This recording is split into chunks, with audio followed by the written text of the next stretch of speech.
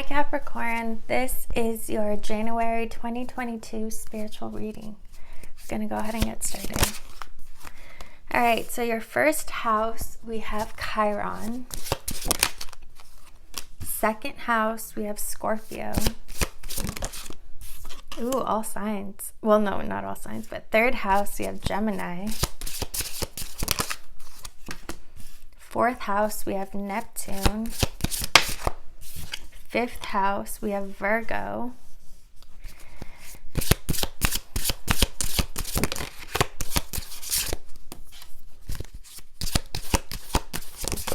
In your sixth house, we have Aquarius and solar eclipse. Very interesting. Ooh, bottom of the deck, we have the seventh house in Libra for you guys. All right. I really like your reading.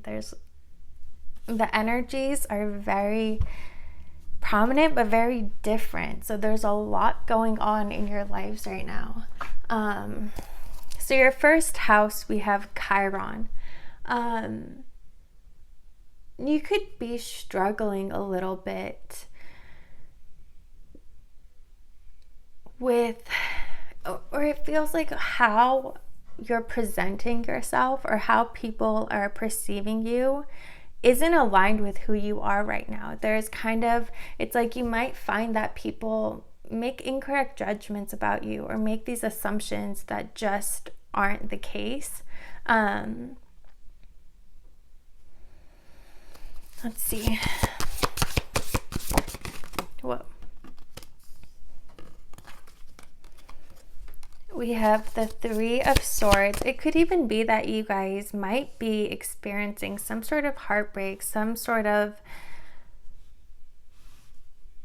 emotional pain. And it's kind of made you not really take care of your body and not really care how you're looking or prioritizing yourself. You're kind of getting caught up in that darkness, in that chaotic energy, that you haven't been taking care of your physical body. We have the Moon. Yeah, it feels like you guys are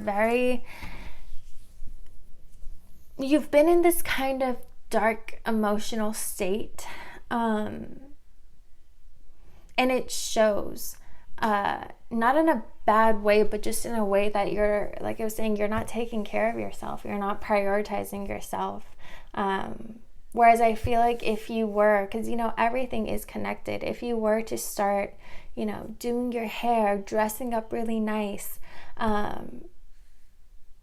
putting on perfume, whatever it is, it would actually make you feel a lot better. So keep that in mind if that is kind of what's going on with you guys. Like you're really allowing these emotions, this pain to kind of consume you a little bit. And it's okay.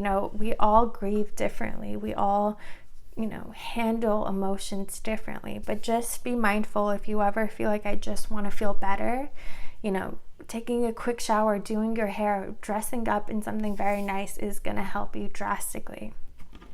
Second house, we have Scorpio. Second house for these readings really has been resembling your self-esteem and your values. For you guys, there's going to be a significant transformation that takes place for you guys in that area. Again, I feel like it really happens once you start coming out of this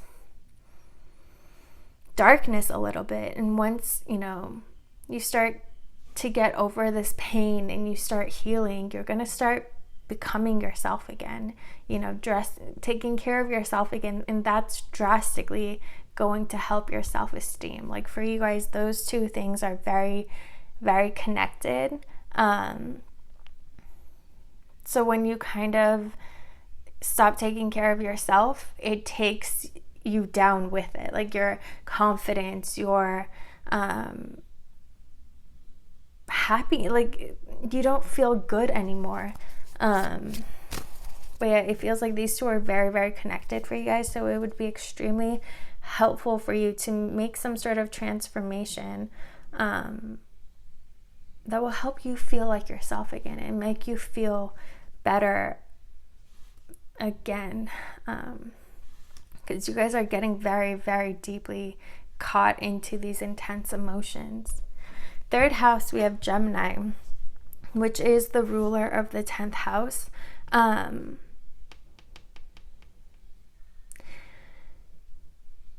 You guys might also get a lot of help by talking to people.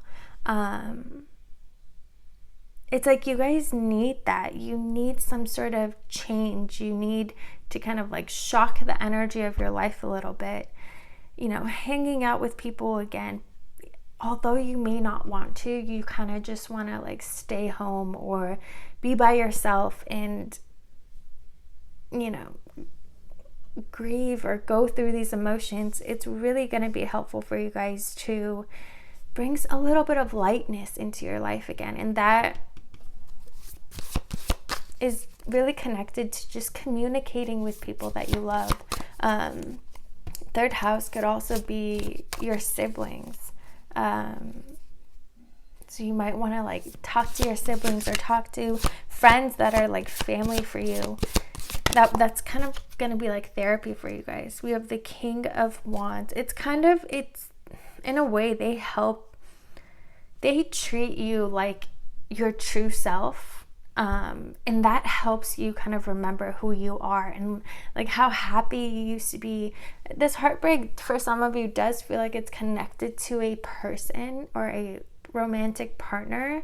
And so, talking to people that know you and have known you for a very, very long time is kind of going to help you remember, oh wait, I had a life before this person. I was doing so well. I was feeling good. I was really in my power. And that means I don't need this person for anything. You guys kind of need to be reminded of that again. You need to feel confident again and feel good about yourself again.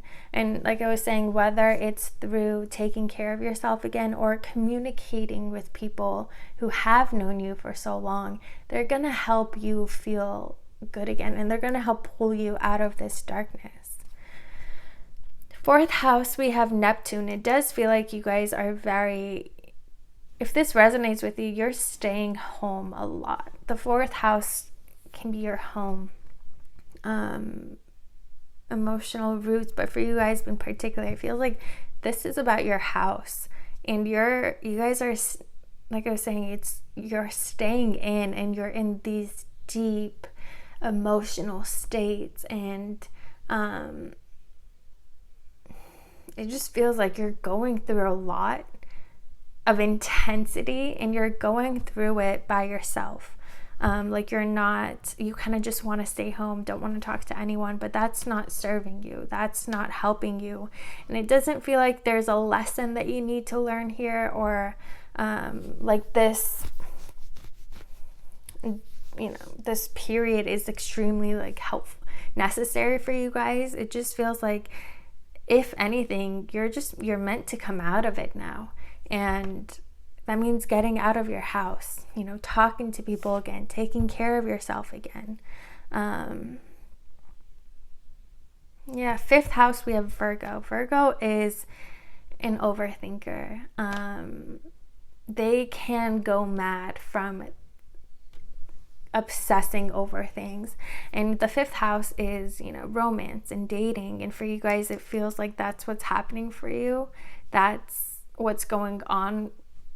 It's like it's at the center of everything. It's what's causing all of this conflict for you. It's like if you and this person like aren't talking anymore, or whatever the pain is here, you're constantly thinking about it. You're still constantly checking up on them. You're seeing what they're doing. How are they handling it? If they pick someone else over you, you're like obsessing over, you're comparing yourself to this person, like wondering why them and not me. Just all of these thoughts that are not healthy, that are not going to serve you. They're just not going to do anything for you.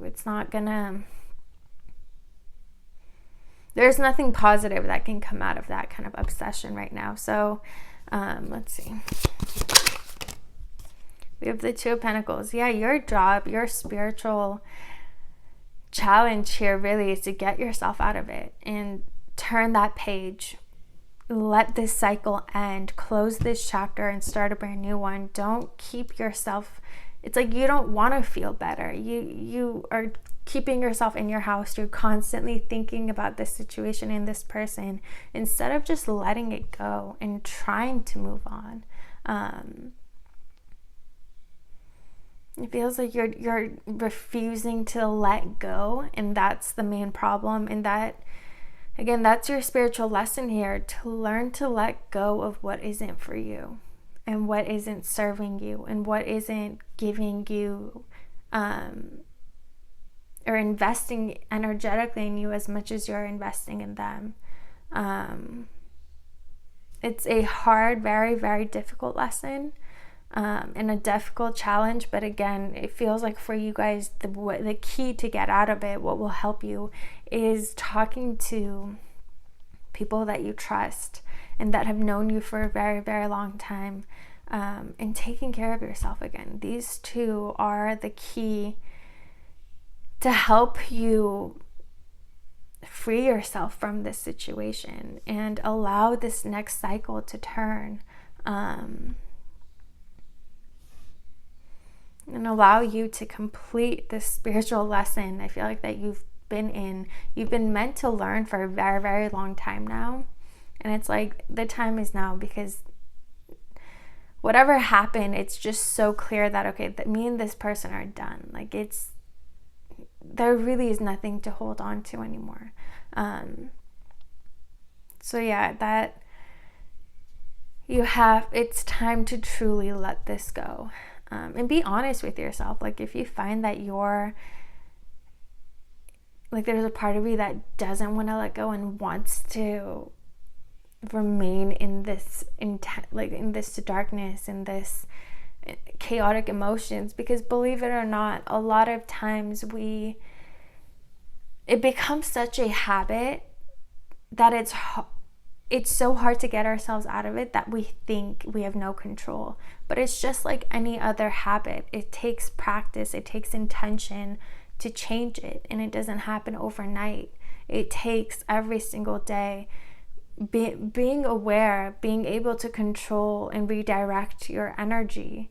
And you keep doing that until one day you break that habit. And it feels like for you, most of you, this is you've been in this energy for so long that it's become a habit. It's not actually even your emotions anymore. So you have to be very intentional here about freeing yourself.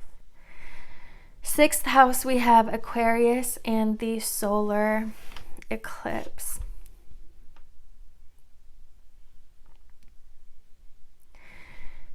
Your sixth house is can be your daily day-to-day activities, like your day-to-day routine. Aquarius is very out of the box. It's like the tower. It comes and changes everything up, and that's what needs to take place for you guys.